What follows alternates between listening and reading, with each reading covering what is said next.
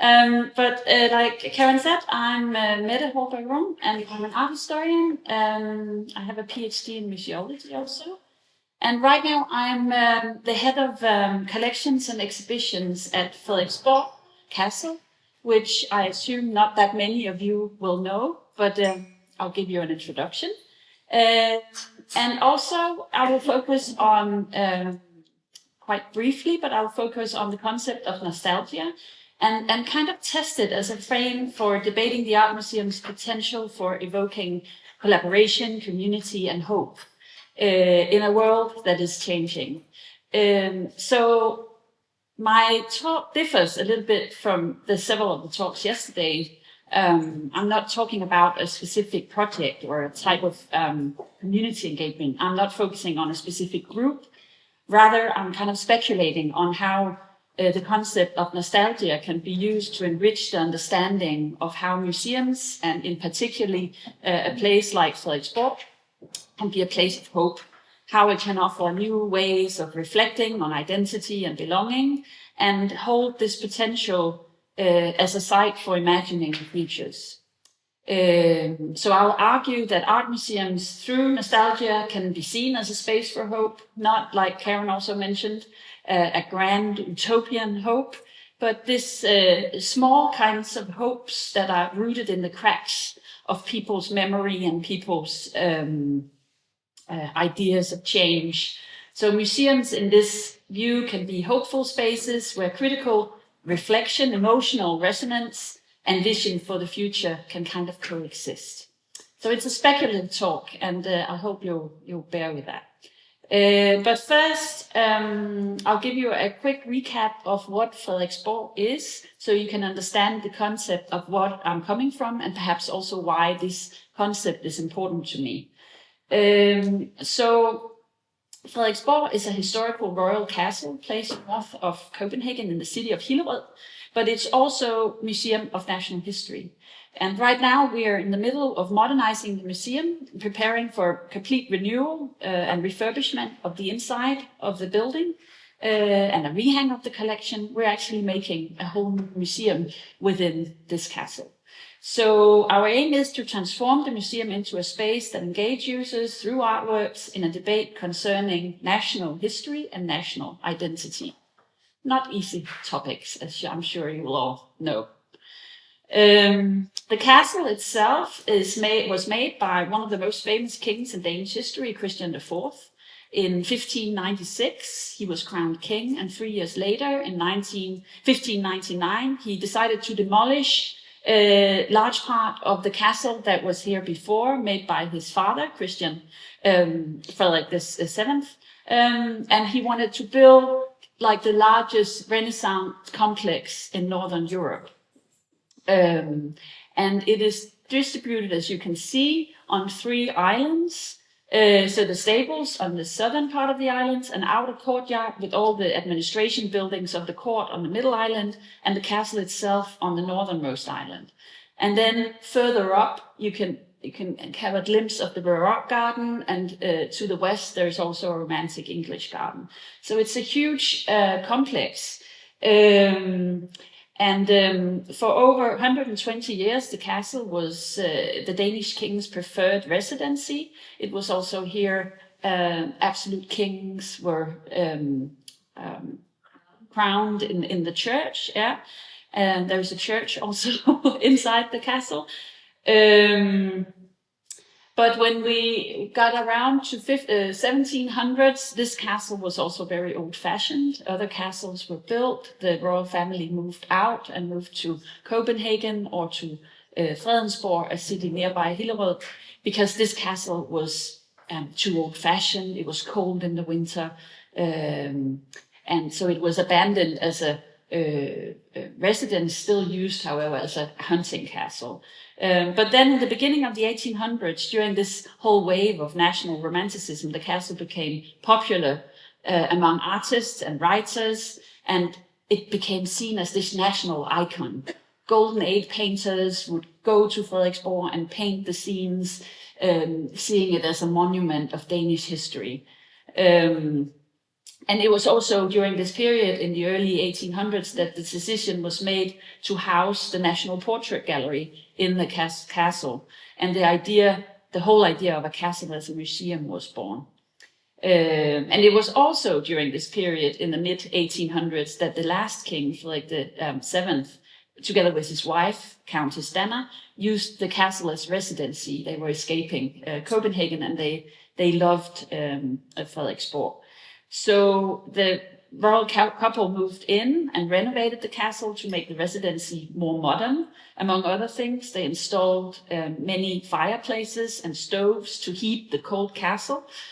And it was probably one of these new heating sources that caused a great fire in 1859, where a large part of the interior burned down and actually only the outer walls remained.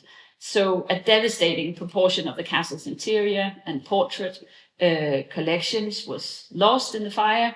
And following this came an emotional but also a very successful fundraising, a crucial where the whole Danish citizens were involved in raising money for rebuilding the castle. There was not enough funds raised, but Carlsberg founder E.C. Jacobsen proposed a huge amount of money, a crucial donation. He said he would rebuild the castle, but then convert it into a museum, a museum of national history. And that opened in 1878 as a private museum, but very much founded on the benefits of the public as its core. So we still have these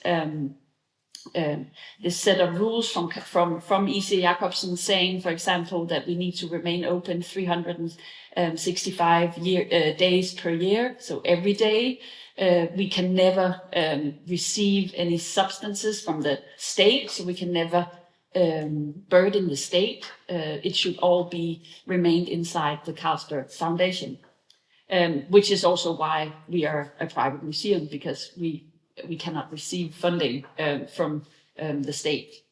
And that continues today. Jacobsen established very clearly what he wanted to be a kind of people's memorial castle, like where you can, through iconic history paintings, portraits, and design, walk through Danish history and be connected with the past. So Frederiksborg was made as a memorial place in a way, as a place where you could go and dwell into Danish history and be overwhelmed by the grand past of Denmark. And of course, this museum was also founded in this wave of national romanticism that was so heavy in Denmark in the mid 1800s, and part of that. So from the outset, Frederiksborg is tied to the concept of nostalgia. It's a longing for a grand past, and that's woven into the actual identity of the place. When looking closer at the word nostalgia, it comes from the Greek word nostos, which means homecoming, and then algia, which means longing. So it's a longing for coming home, and this longing for home and longing for a past that you can recognize yourself in and you can be proud of is very much what Frederiksborg has been about. And I think that's really interesting to use that starting point when discussing about what Frederiksborg should be doing in the future. But I want to highlight two authors that have informed my work of concerning nostalgia. Maybe you know them already. But the first one is Fred Davis. He wrote a book in 1979 called Yearning for Yesterday, A Sociology of Nostalgia. So it's a classic sociological study that analyzes the role of nostalgia.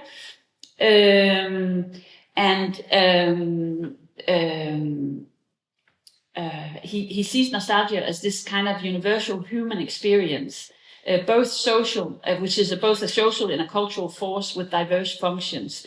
So for him, it's sentimental longing for the past, often tied to personal memories, and it's also connected to this idealized version of the good old days, which can be escape from present problems and lead to a glorification of the past. So he argues that nostalgia can be a complex emotion, both bittersweet and positive, often triggered by a need for stability and identity in times of change. I think that just resonates very much where we are today. So it's blurring. It's strange. It's not doing it on the screen. He argues that nostalgia plays a central role in maintaining a sense of self-continuity, and recalling memories and experiences from the past, and it builds a bridge between one's former and current self, fostering a sense of stability and meaning. So this is very much actually what Ise Jacobsen was also thinking about when he made Frederiksborg. He wanted to be able to give people that bridge to the past where they could recognize themselves as a continuity of tradition, of history moving forward. But Davis, he divides it up in 3 categories. He says there is this type of simple nostalgia, which is the romanticization of the past.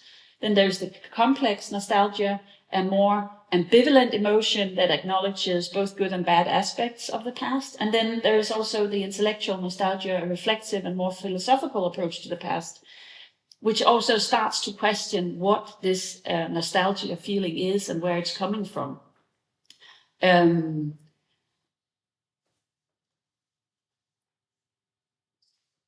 I think when I was reading this, it just resonated so much on where we are today. I mean, the whole Trump made America great again is nostalgia. He's looking to make America not great, but great again. So he's trying to evoke a sense of a glorious past that can be reshaped. And he romanticizes the past exactly like Davis is saying, and he's using nostalgia as a strategy for his campaign.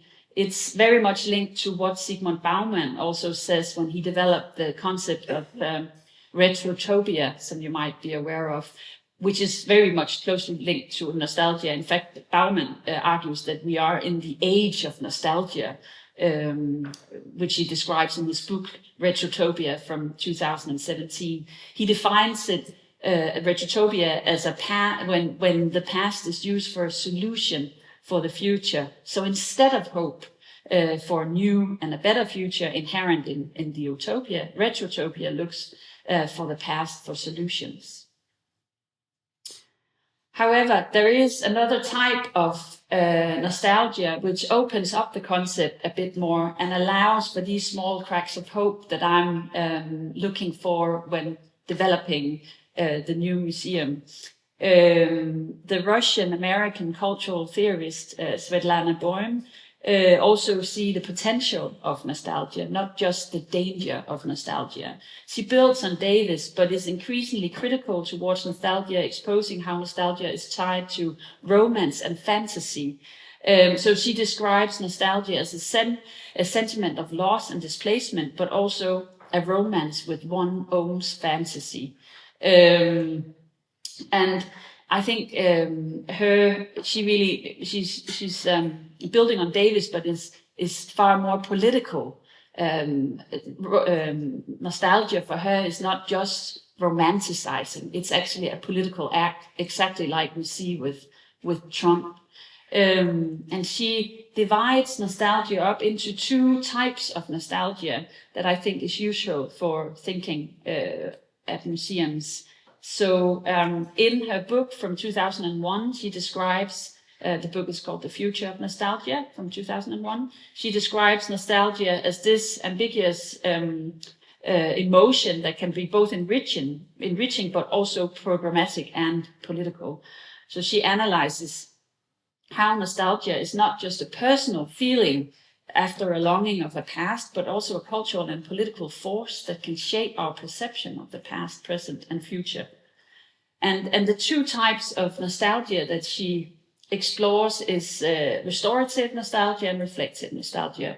And this form, restorative nostalgia, this form seeks to rebuild and recreate an idealized past, like we see Trump or maybe Davis was also talking about. So it's often tied to national and collective movements that focus on tradition, origins, and lost values.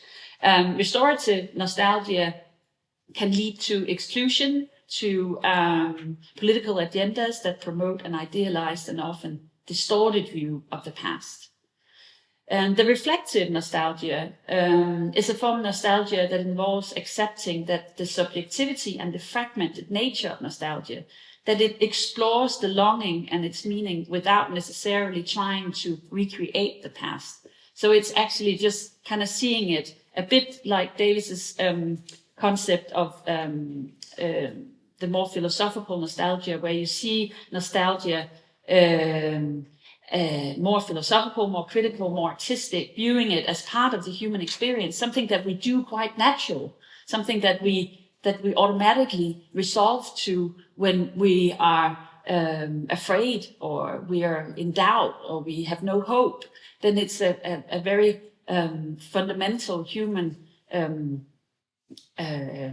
thing to idealize the past and seek back to something that is safe. So it's a human mechanism, you can say, that we flee to and deploy when the world is unstable.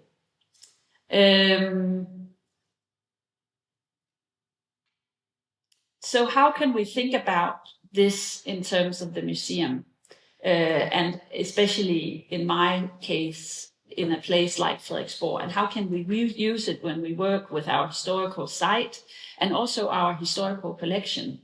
So if we focus on reflective nostalgia, we can be invited to reflect on what past we're presenting, how and why and for who we're doing it. So this is quite banal, but when we plan an exhibition program, host an event, write a text, we can ask ourselves how do the project relate to these categories? When do we embrace people's emotions towards nostalgia, and when are we trying to look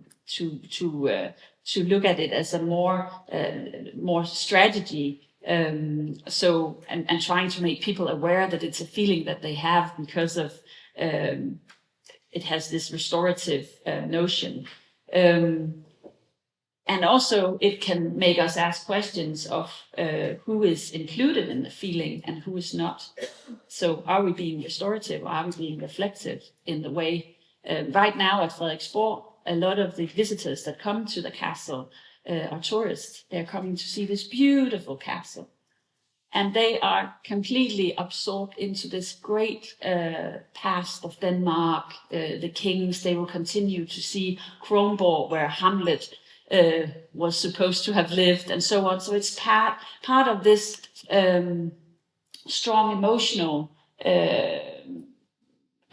notion of Denmark as a romantic place.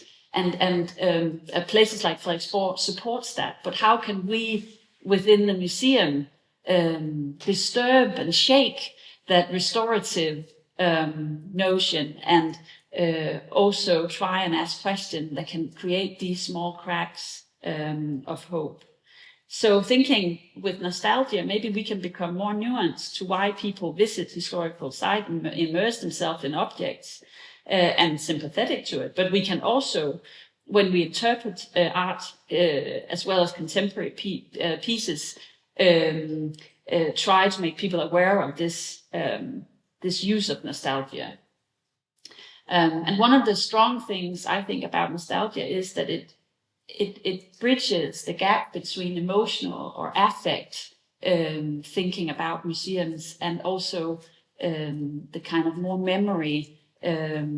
Emotional aspect with the more actual work in museums. So what do we present? What stories do we tell? For who do we tell them? How do we engage? And I think that bridge between the emotional and the intellectual is a strong tie in the concept of nostalgia. So we can use nostalgia to recognize how emotional aspects of the museum visits can be linked to a search for stability, especially in the current political situation, and understand how it's tied to both personal but also sociological processes. But we can also use nostalgia to expose the same mechanism, and by doing that, create these cracks of critique and hope, and thereby start a conversation about the future. Boehm states that nostalgia is not always about the past. It can be retrospective, but it can also be prospective.